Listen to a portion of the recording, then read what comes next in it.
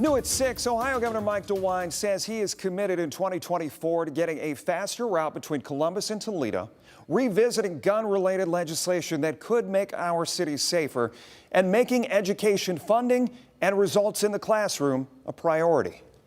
Ohio Governor Mike DeWine made a comment during our 30-minute interview at the governor's mansion that violence is up in all cities all over the country and the state.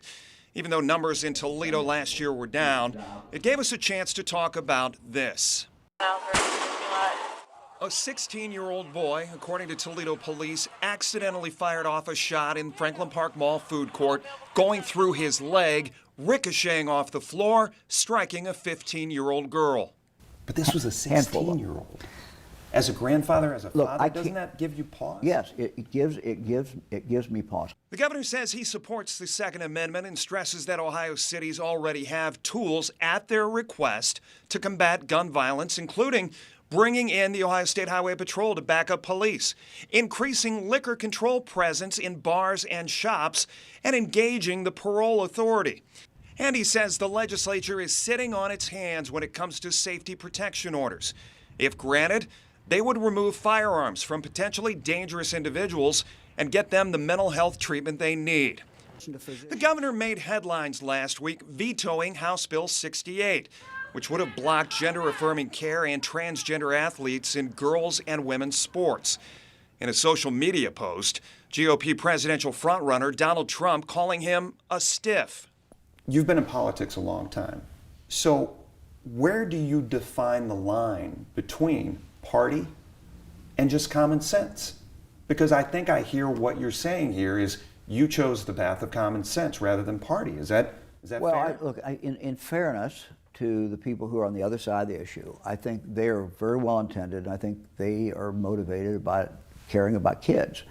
But after I examined all this and talked to people and just went through what they had, tried to understand what they had gone through, it was clear to me this was a question of saving lives.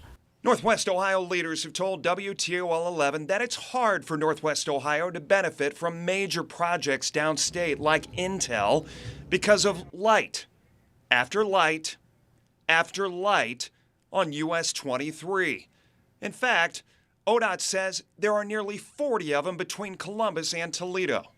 First of all, I am very aware, because I drive it also, when I go to Toledo and come back from Toledo, that we have an unacceptable time that takes to drive from Columbus to Toledo and back and forth. That is totally unacceptable. He says he's got ODOT looking at the timing of stoplights on that route for the quick fix.